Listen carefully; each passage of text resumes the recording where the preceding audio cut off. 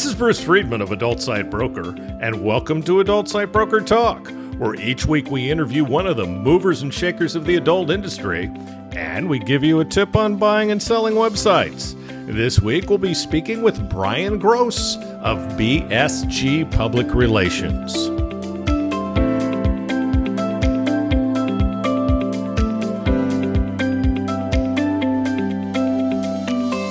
Adult Site Broker is proud to announce the launch of our new website at adultsitebroker.com. We've added some enhancements to the site, such as FAQs and a complete new platform. The look and feel of the new site are nice and up to date. The new site also has links to our marketplace and affiliate program.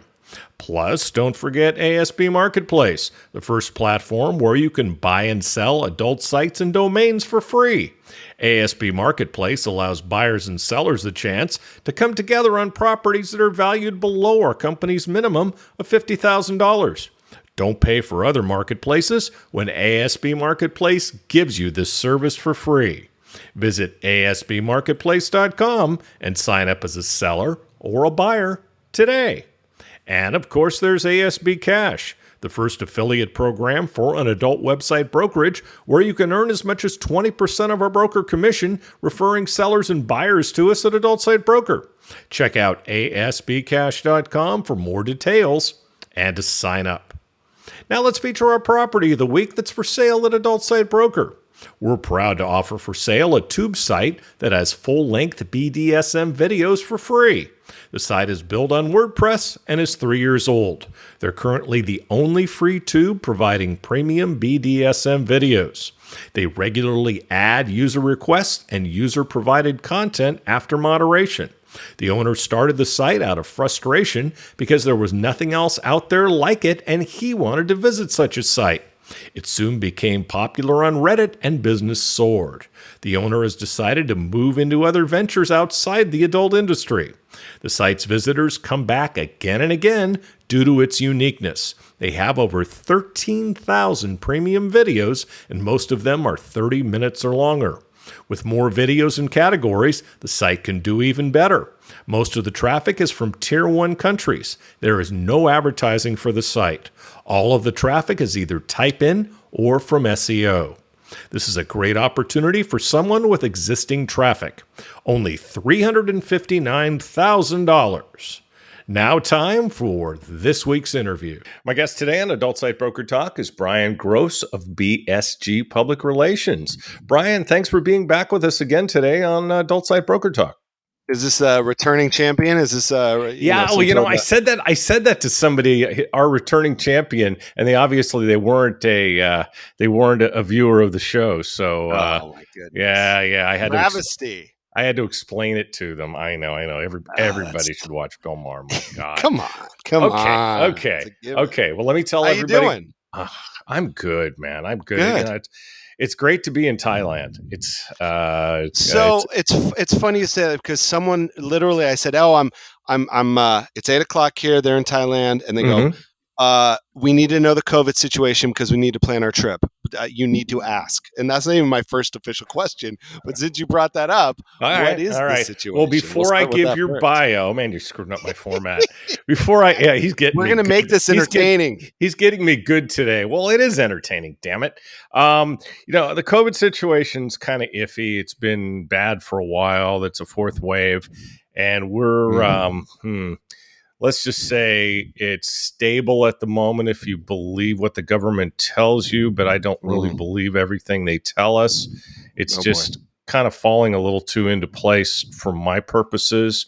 They're only going to allow, starting in 6 days, they're only going to allow vaccinated tourists from 40-something countries, in America included. And yeah, well, it is what it is. But, they are vaccinating people with what they call vaccines here. They are starting to get some Pfizer and Moderna, but The other crap they use, I wouldn't trust. Good. So anyway, most of it's AstraZeneca, but they've also used that Chinese one. So hopefully that answers your question. That Now can I does. do your bio since you're setting the rules today? Yes, please. Yes, please. Is this like new rules? And Okay, for those who don't watch Bill Maher, I won't say what that is. Okay, so Brian is president of BSG Public Relations. He's been in the service of media and PR for over 27 years.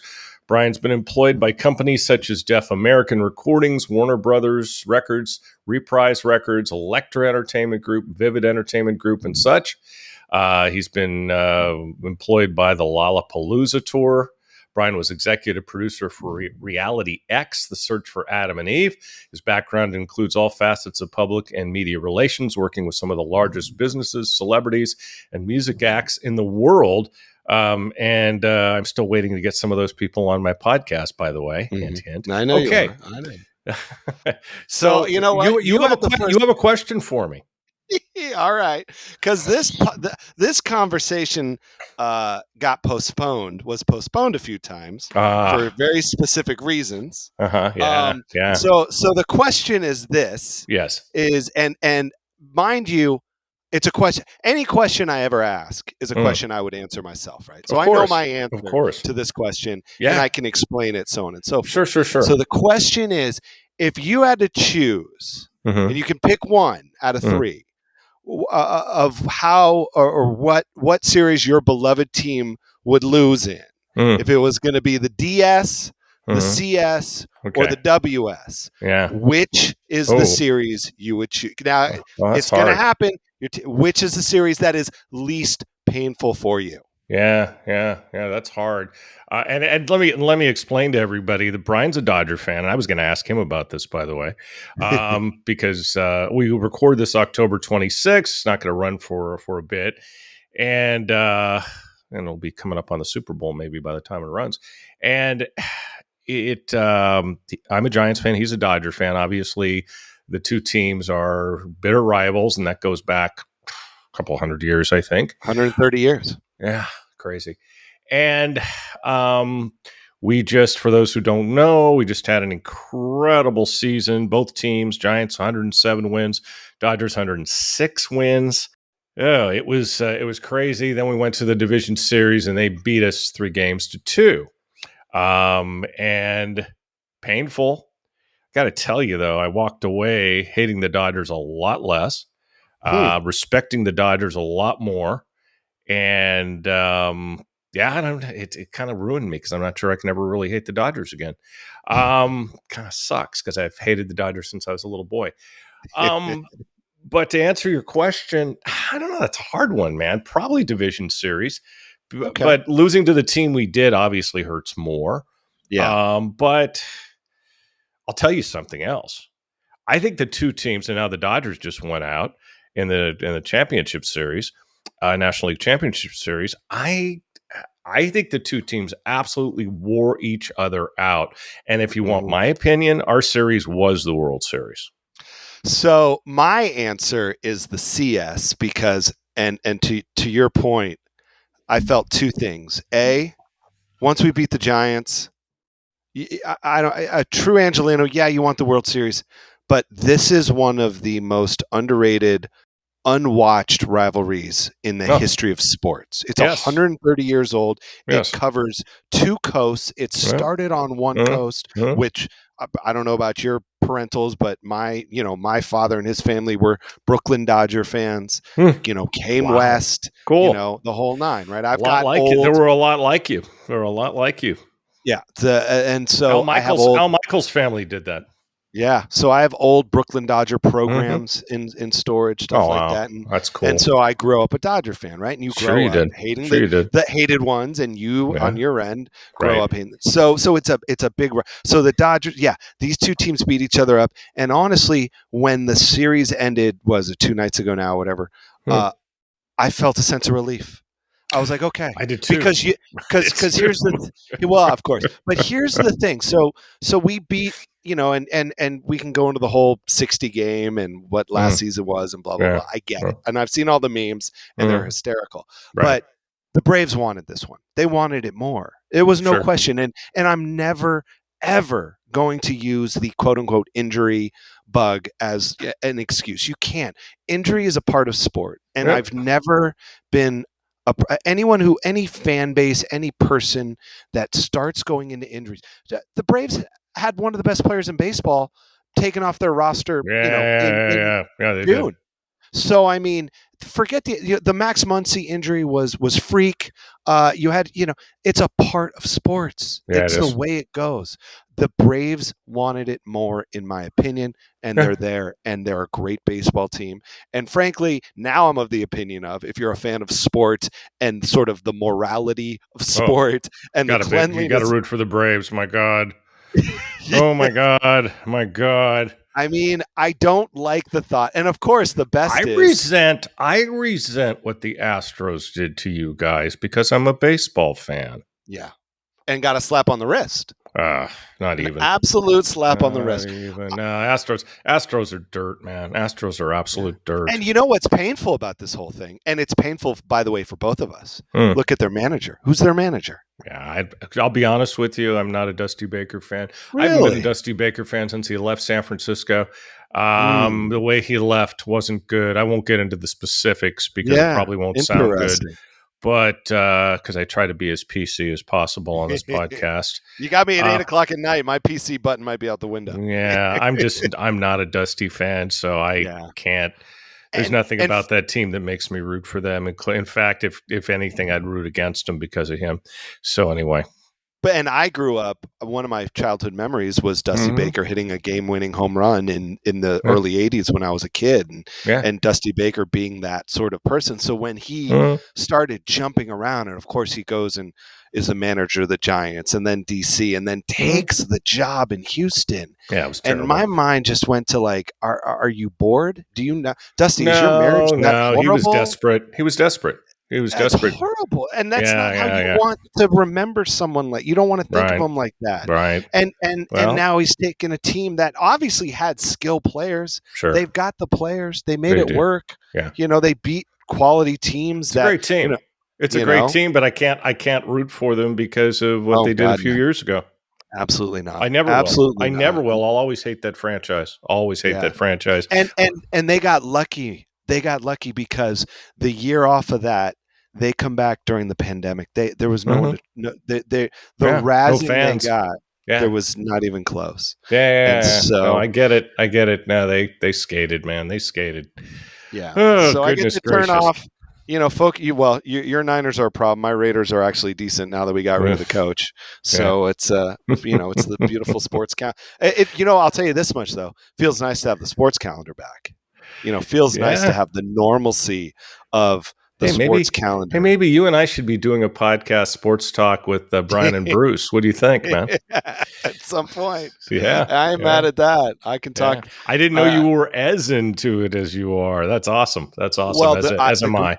I'll tell you the greatest moment of my life, hands down. And I've got the ticket stub and the program, which is signed by a few players. I'm staring at it on my wall. Is Game 1, 1988. Wow. My friend in started 8th grade, and my friend's uncle was Tim Leary, not the LSD one, but the pitcher for the Los Angeles Dodgers. And we all got tickets to go to the World Series, Game 1. And I was there when Kirk hit the home run. We did not leave early, which is a great story because years later I met Mickey Hatcher at a restaurant in Orange County. And I go up to him and I'm like, oh my God, blah, blah. I'm like, by the way, I was at Game 1. And without even blinking, he goes, did you leave? I'm like, it's not me. I'm not the brake lights. Yeah. I'm not the brake lights, Mickey. And he laughed. Oh, it's you. Oh, you're the one. Oh, you're the one. Okay. I think they never found those people, And they were all there. Of course they were. There's an incredible shot of when the ball leaves the park off of Kirk Gibson's bat of a car leaving past the Unical station in center right, and all of a sudden you see the brake lights go on because they're obviously listening on the radio, and they decided, as most LA people do, try and get out before the traffic. So that's my number one. I still love Vin Scully's call. I was rooting hard for the A's, being a Bay Area guy, but sure. It was absolutely crushing for me, but that was an overachieving team that did a great job. And it Well, was a it's long interesting. time after that before you guys won another one, man. Oh, thank you. 32 years. We're very aware, and obviously, a certain city loves to throw an asterisk on our win last year. But what's Who's very that? interesting. Who's Oh, I that? don't. Yeah, I wonder. But it's interesting. But you bring up the overachieving and this and that. You think about Giants win 107, lose. But think about that's the thing about baseball, right? Mm-hmm. Throw it once the playoffs start. It's really that Mm-hmm. moment. Yeah. You can win I remember when the Mariners, what did they win? 108 in like 2001 or Yeah, 2002? something crazy. And I they think were it was like 112 or something. I But think it anyway. was, and eliminated like that. Yep. Done. Yep. And it's a sport unlike any other where, it's a long season, it's grueling, but Mm-hmm. once those playoffs start, it is literally about where you are there. Where's your pitching and Mm-hmm. who's hitting? Because Right. we have seen it's been pretty remarkable to see. Well, Cody Bellinger couldn't hit a baseball to save his life the whole season, batted Well, and then he's the less than star. 200. Then he's the And star along with and then Taylor. Yeah. figured it out, in the playoffs and stepped up. And on the other end, Justin Turner, who's remarkable, but couldn't figure it out. So Well, you have these peaks and valleys, and you have yep. these unknowns once Yeah. baseball playoffs start. And It's the thing crazy. about this World Series and most World Series is, as much as it comes down to pitching and hitting, it actually comes down to defense, because you have witnessed in World Series in the moment so many teams just befuddle themselves Mm. when they get, I can remember certain playoffs over the last few decades where the basic pitcher throw from to first off of a Mm-hmm. bunt or off a short hit goes wayward into the stands. So Yeah. I would not be surprised when when this series gets started that you'll see key mistakes on the field that affect who winds up winning the series. It'll be A lot of pressure. And what the Giants are really looking forward to welcoming Chris Taylor next year in orange and black, just to let you know. Oh, wow. So anyway, On now that note. no, you just be aware. Just it's been spoken, and just remember who told you. Okay. I've heard it. All right, let's jump into Sure. into my questions. So it's been a while since we last talked. What's been happening with your business? Well, I mean, I'm busy as ever. I'm great. Clients are great. And I was thinking about it today. It's like, what's a point that I would bring up about this industry as a whole? And when I say this industry, it's a whole umbrella under the, adult entertainment industry. And that covers a lot of things. Sure. And obviously we had the OnlyFans debacle end of August that bled, for a good few weeks, and concern about it into October. And now we're at the end of October and moving on into the rest of the year. And I just feel like if you're in this industry and you're working hard, if you're putting in the effort and you're doing your job and you're looking out, whether it's for you or your company or your clients or whoever it is, you should be doing well. Oh, yeah. You should be in a great place right now, because the businesses, all of them within the industry, are thriving. Everyone's busy. If you're dealing with product, you might have supply chain stuff going on. I have clientele in adult novelty, and that's not a stress right now, but it's a concern. It exists, but companies are getting through that. But anything on the internet, talent, it's if you're not doing well, you need to look in the mirror. And someone could listen to that and call me on it and say I'm wrong or you don't know, blah, blah, blah. And I get that. It's not I'm not throwing this 100%, but I'm saying the majority of people right now in adult that I speak to, that you speak to, are doing well. Yes. They're busy. They're making money. They're growing their businesses, and they're thriving, and they're taking, but they're working hard. This isn't easy right now. It never, it isn't, but there's less, there isn't government concern, right? There isn't prosecution concerns. Right. There are the things that used to be big concerns aren't right now.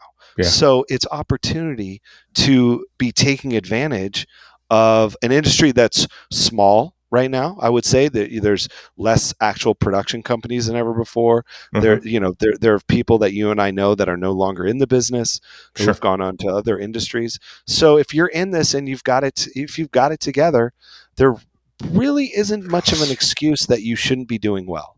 That's true. And that's across the board. And for me, my clients are all busy. They're all doing well. They all have a lot going on. And so it's just a constant discussion of how we're growing their businesses, how we're getting them media, what are we doing to, increase their, their reach, their Hmm. brand reach and their sales and whatnot. So it's, that's the one thing, because the one thing about this industry that I always stress is something's going to happen. There's always a bump in the road. Oh, There's sure, always sure. people that want to take us down. There's always a group, a government, a so on and so forth. Yeah, So when things are good, you have to enjoy them, because they're not forever. yeah, And yeah, you will have challenges, and there will be points where you will have to look in the mirror and be like, all right, what's going on? How do I, what am I doing? How do I improve the state I'm in? How do I improve the state for the people around me? But yeah, right now, as we head into the new year and so on, you should be in a good place, yeah. and you should be seeing the growth that you've expected. And when those things happen, obviously, public relations definitely comes into it in a serious way. Yeah, I mean, it's for me, it's constant contact with media and other entities, as far as how do I, extend, the brand reach and everything that goes with my clients and what they're looking to accomplish. So, those are daily conversations and, meetings and whatnot that take place. But to that point, yeah, I mean, there's more media that are interested in covering this. Certainly, the OnlyFans debacle created such a massive media, you know, storm that it got more people interested in the industry. I think most of the people that wrote about adult actually did their homework, Yeah, and wrote about what was going on. They didn't write agreed. about it blindly. Yeah, They didn't write about it with like, with prejudgment. If you looked at a lot of the articles, it was like, why is this company doing this? hmm, So it wasn't. You think about it. A company spoke about making a change to their company, and the media responded with, "Whoa, why are you doing that? That yeah, seems that seems not like your business. What's your reasoning?" yeah. And that was a very, you've seen the tide turn in that part, as far as sort of an acceptance of adult media and adult content. Yeah, and when something happens with an OnlyFans or a Pornhub, which also went through quite a fiasco with the processing and the whole thing up in Canada.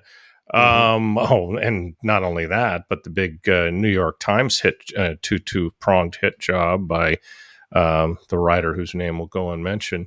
Hmm. It creates opportunities for other clients, right? Absolutely. I mean, I've always looked at anything as opportunity.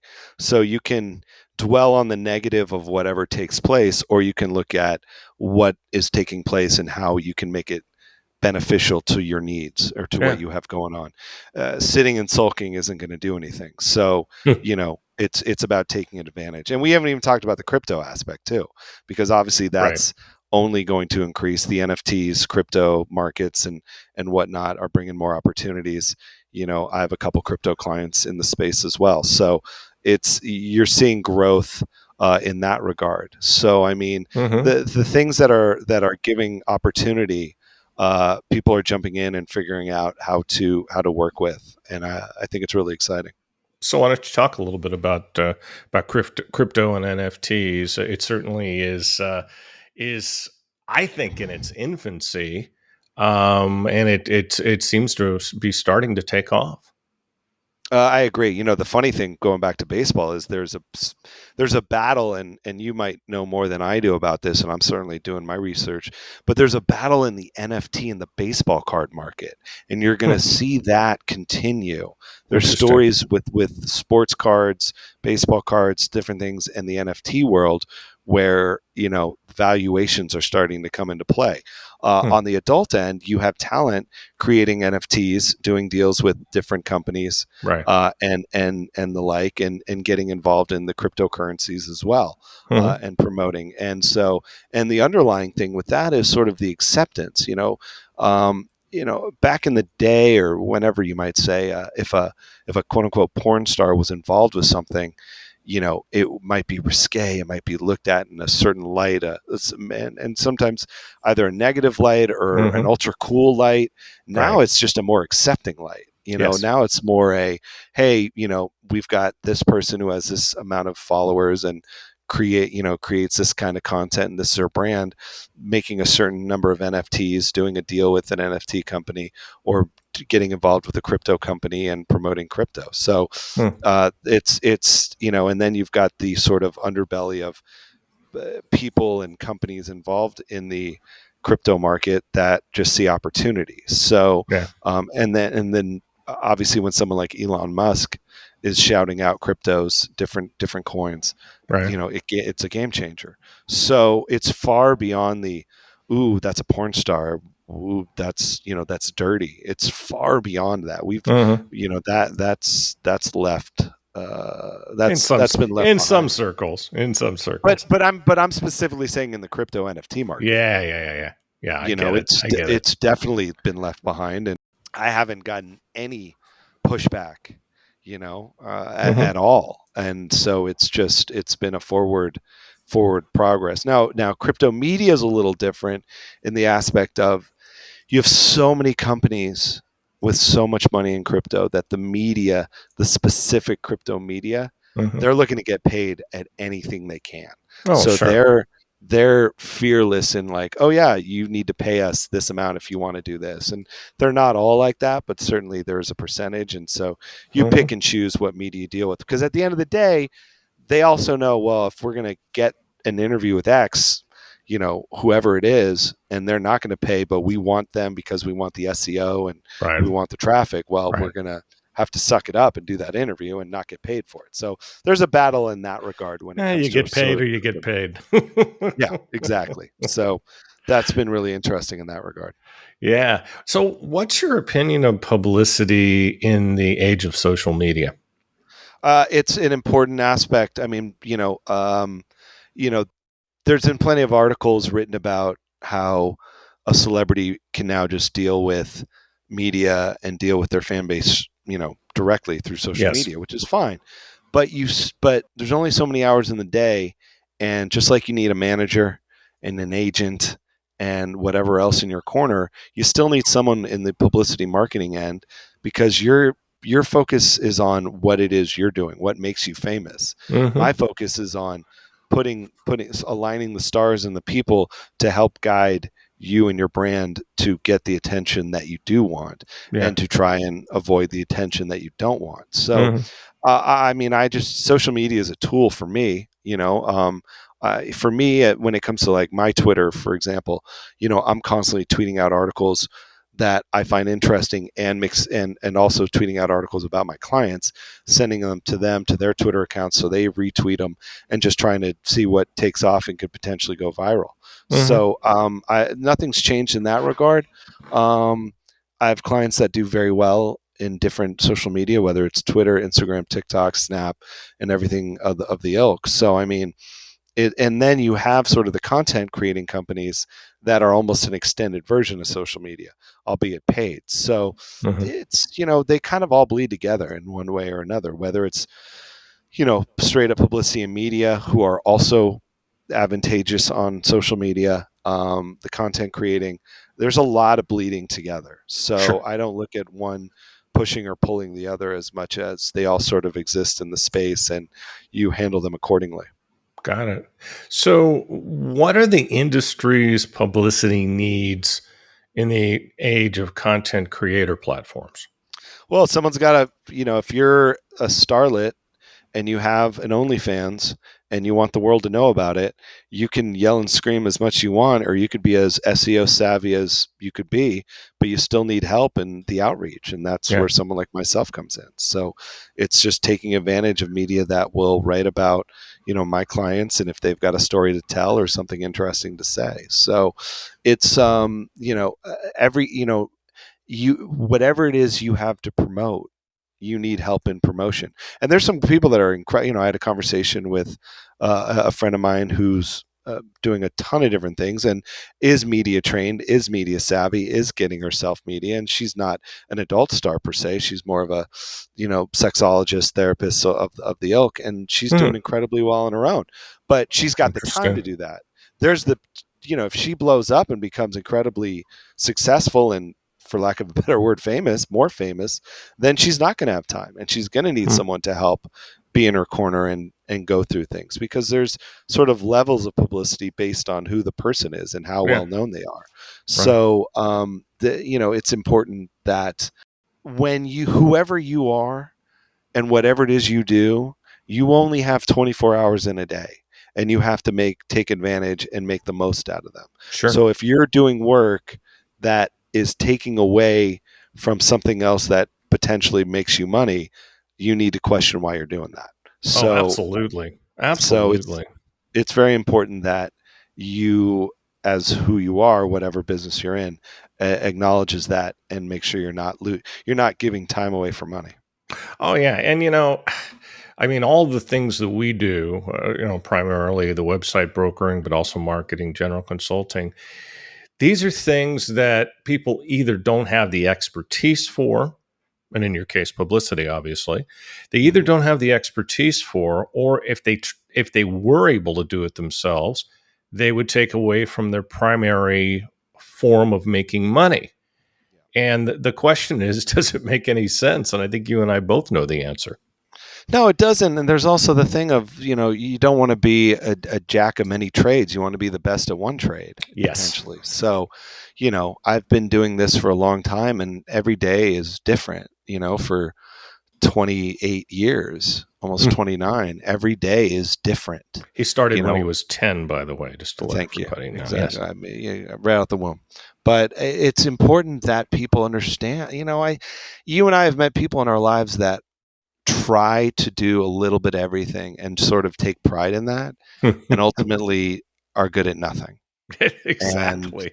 And I'm just not, when I figured out what I wanted to do, which I did figure out, fairly early, I just was like, all right, we're going to take this trade on and go full bore and see where this goes. But, once I was locked in, that was it. And I just knew, to climb the ladder and go. So, I just think, it's really important, and not everyone has that ability. I think finding what you want to be in life and what you want to do can be incredibly challenging. And I just got incredibly lucky.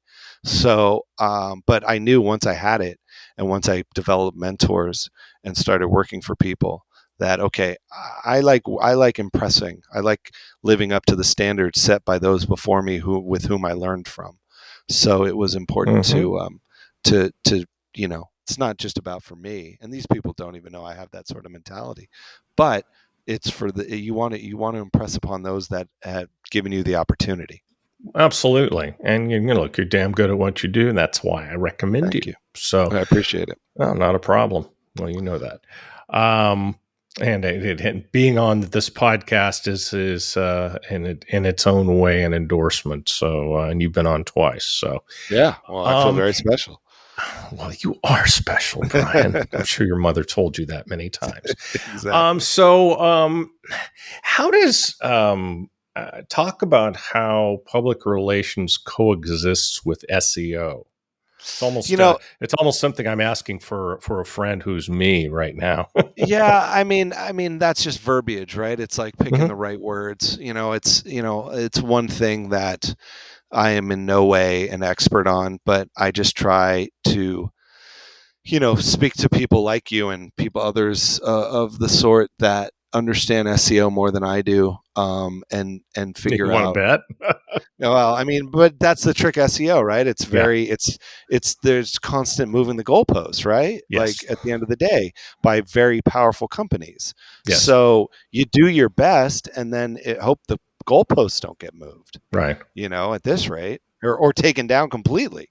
Yeah. So the relationship to me is just getting the right words out within your brand, and trying to accomplish that. But I'll tell you, I don't focus on it.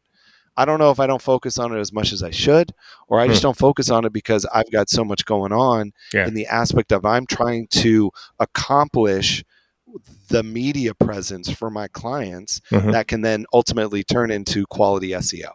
Yeah. So, I mean, those are the challenges of SEO are certainly, and you know, I read on the same boards that you do what Mhm. the what people go through. So Right. I wish there was. I don't think there's a golden answer. I really don't. And there Yeah. isn't a golden answer because the goalposts keep getting moved, Yeah. Yeah. and it's not fair, especially to this business, Well, and especially to but this but I mean, industry. content in itself produces SEO, Hmm. even So yeah, without so even without trying, doesn't it? yeah. So I mean, that's the whole thing. I'm just trying to produce content, right? I'm just trying to keep things interesting and keep conversations out there and keep things going so that my clients potentially see the SEO that they're looking for.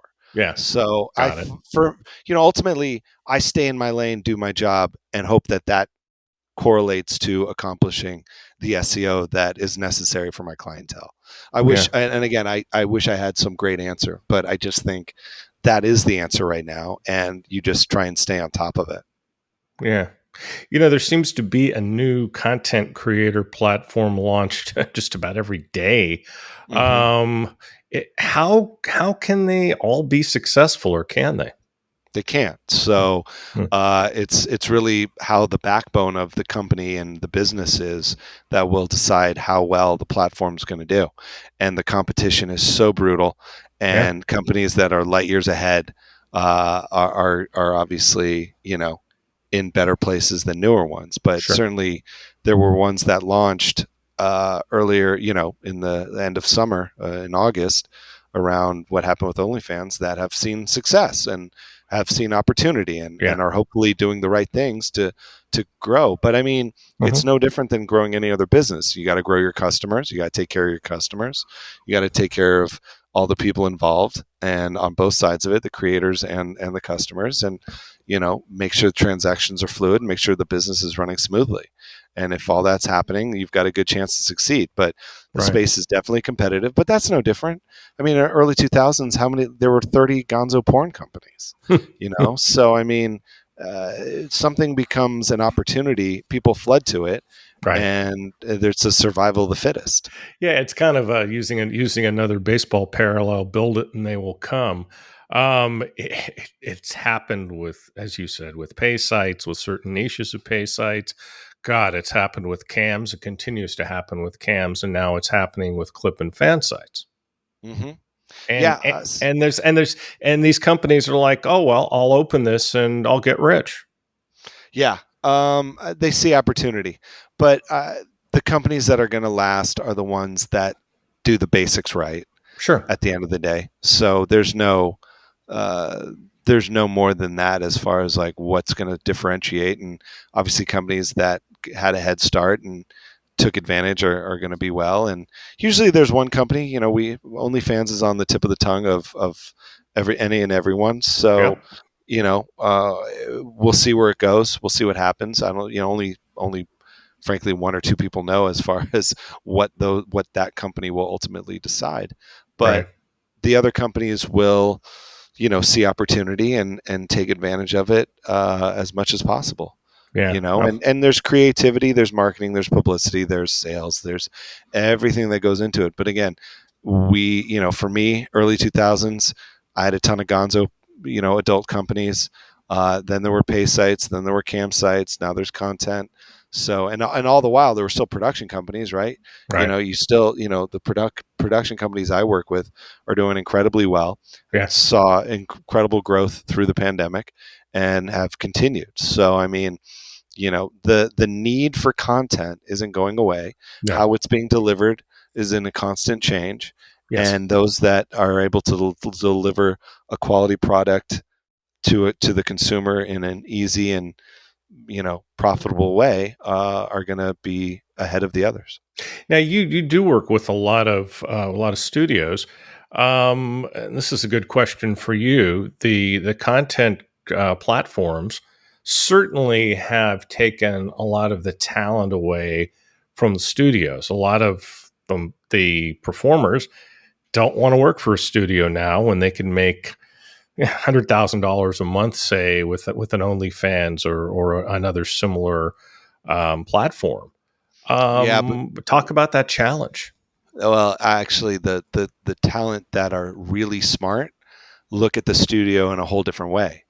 So Talent X, I have my OnlyFans, I Mm-hmm. can only have so much reach. Right. But if I go and shoot a scene with a large production company that has the reach of millions and puts my name out there, and now I'm branded with Mm-hmm. said company, I can use that to my advantage. So what Yes. talent are doing, the smarter talent, they're not looking at working with the companies as like this make it or break it moneymaker.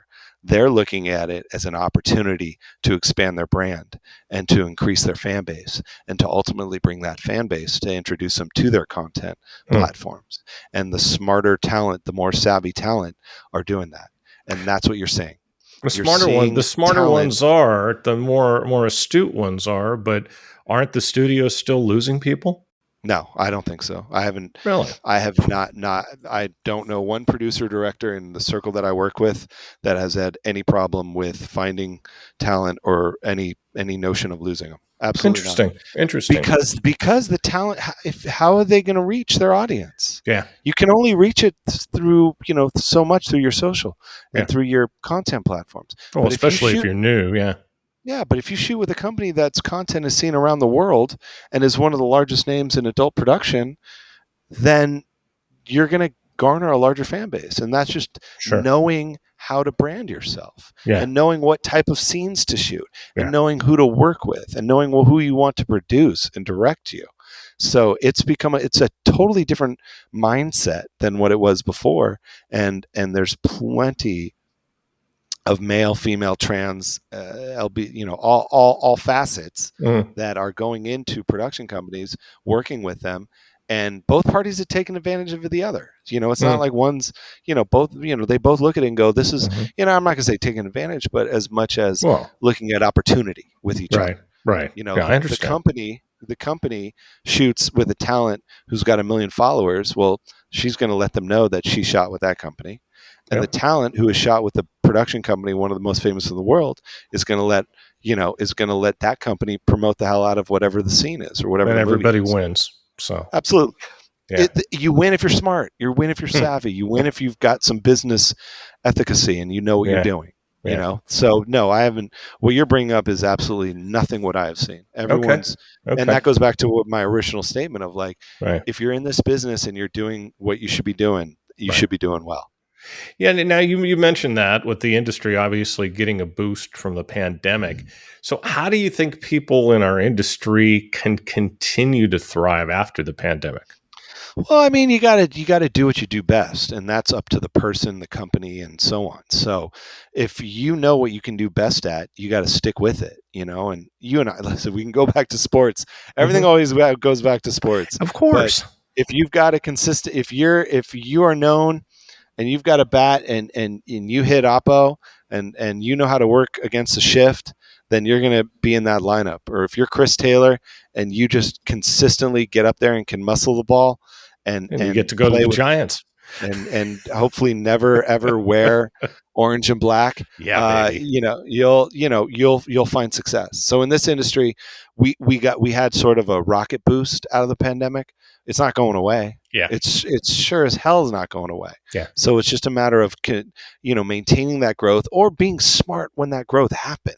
Hmm. If I didn't find too many companies going willy-nilly spending, going crazy because they saw a lot of money coming in. I just saw them building up their reservoir for knowing that, hey, this isn't going to last forever, but Right. if I want to keep this company steady and healthy, plan accordingly. Sure. So we're going to, well, the pandemic is obviously once in a lifetime, once every 118 years. Hmm. So I mean, this is definitely, it was an opportunity that businesses were able to take advantage of and then hopefully sustain as we get out of it. Sure. So the industry has obviously undergone a lot of changes in the last few years or even the last few months. How has their publicity needs changed with it? I don't think it's changed. I just think whether they've needed more or less. So, I mean, if you're a startup or something new and you really need the outreach, then you need that more aggressive push. If you're doing fine, but you just need, someone to help maintain.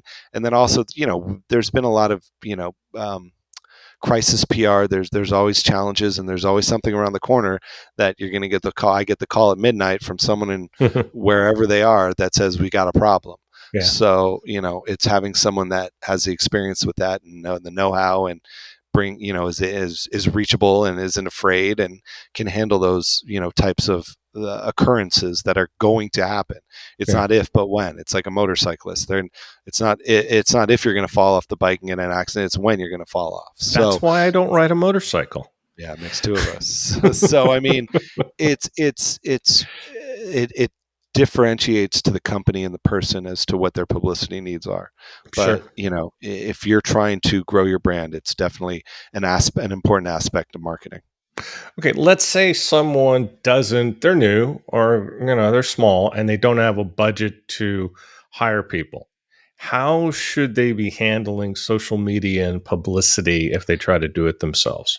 Well, they should educate themselves, and there's plenty of resources for that. I mean, I'm not going to go into it, but certainly the almighty power of Google will give you some great resources. And then you just got to learn. It's with any business, though, right? You got to educate yourself. So if you're getting into this and you're not educating yourself, I'm going to ask you to kindly and politely leave, because don't waste our time. Don't waste the time of people that have put in the blood, sweat, and tears. Don't look at our industry as just like, oh, I could be a barista or I could go take my clothes off. Take this thing seriously. Yeah. I work with people that take it seriously. So you need to educate yourself. And once you have that going, and once you figure yourself out, figure out your brand, figure out your fan base, figure out the consumer that is most interested in you, figure out how you're raising capital. Then you've got some business savvy. Right. But I have no appreciation for people that, especially with this industry, that come in and just think they're gonna, their shit doesn't stink and they're gonna be famous tomorrow. Yeah, and I've got no room for that. It also helps to do your research before contacting a company like you, right? Yeah, you have to. If I've always said people either understand what I do or they have no clue what I do. Yeah. And I've dealt with both. So, I obviously prefer one over the other. So it's important that you're doing, if you're going to write, if you're sending me money, I'm like college education. It's expensive, and I'm going to try and give you the best education you can. But if you're not going to read the books, this is all going to go to waste. And that's not my problem. That's your problem. Yeah, very true. Okay, so before we go today, do you have any more questions for me? Oh my goodness. Let's see. So you guys somehow have the most coaches of any team in Major League Baseball. Oh, we're back to the Giants. Yes, we do. So is that are you going to maintain that? Is that going to change? Is baseball, are other teams going to pick up on that? Yes. In the aspect of what they saw the Giants do this last season? Absolutely. I think, Brian, that the Giants were such an unexpected phenomenon this year. I mean, they were predicted by all the experts to win 74 games, and they won 107. The turnaround was just incredible. So teams will look at that, and they're going to pick apart everything we do. Yeah. And first off, they're going to try to steal some of our people, of course, just like that always happens. I mean, we stole Farhan's ID from you guys, your general manager, to run our baseball operation, and that has a lot to do with what's going on now with the Giants. I'll give the Dodgers credit for that. I'll give Farhan more credit because of his training with both Oakland and Los Angeles. But I mean, we got 14 coaches, and there will be a coach, an assistant coach, and an assistant's assistant for a lot of things. Yeah. We also, it wasn't just the number of coaches. If you look at the experience level, quote unquote experience level, the experience was not that high. We've got one young lady who had worked in the front office on a couple of levels, but more than anything else, she was a college softball player, and she's a coach, Alyssa Necken, and that's opened the door for some women, which I think is fabulous. Yeah, of course.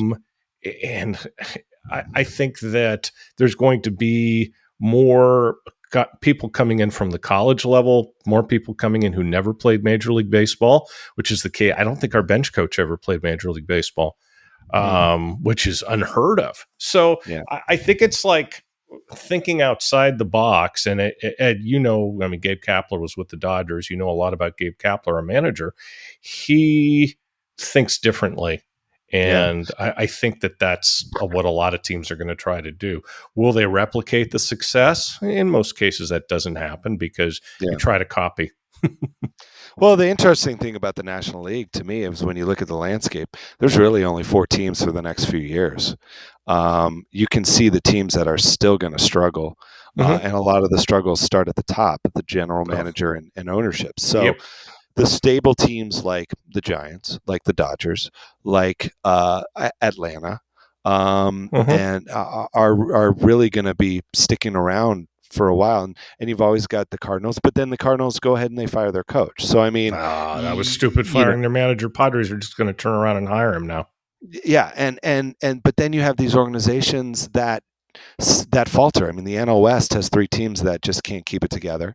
The Central has 2 teams that are always seem to fall on themselves, and the East is pretty much a joke outside of one team. So it's a very interesting landscape where... Watch out for Miami, by the way.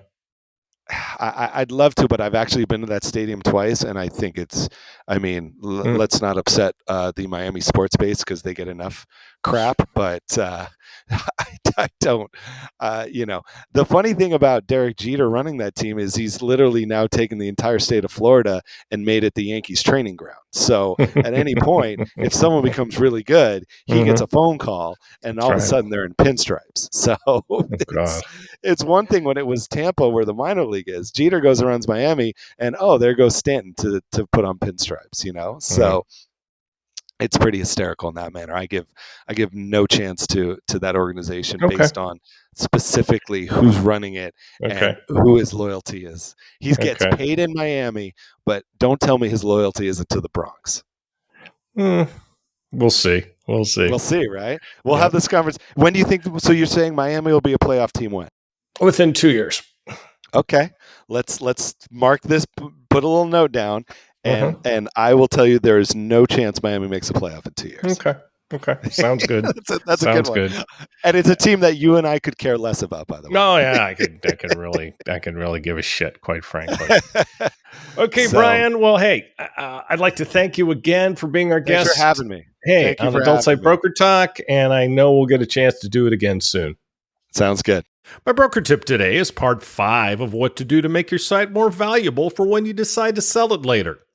When you decide to sell your website, make sure you have the following information available for potential buyers.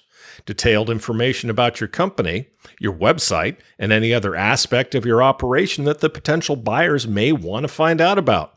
This should include, for a pay site, a detailed inventory of your content, number of images, and number of videos. How much of it is exclusive and how much is non-exclusive. Financial information for at least the last 3 years if your company is that old. This should include sales reports, profit and loss statements, and billing reports. Get all the information organized in a legible format that a good broker can use to sell your property. If you decide to sell it yourself, organize a list of potential buyers and start the process of contacting them. Be realistic about what your company is worth. In today's market, the kiss of death is overpricing your property. Is there anything a potential buyer needs to know, such as, are you being sued? Do you have any substantial debts or anything else? Don't let these things be a surprise to the potential buyer. They'll either find out before the sale and not buy, or they'll find out after the sale and you'll have another lawsuit on your hands. Disclose everything. We'll talk about this subject more next week. And next week, we'll be speaking with attendees of the TES Affiliate Conference happening this week in Sitges, Spain. And that's it for this week's Adult Site Broker Talk. I'd once again like to thank my guest, Brian Gross of BSG Public Relations. Talk to you again next week on Adult Site Broker Talk. I'm Bruce Friedman.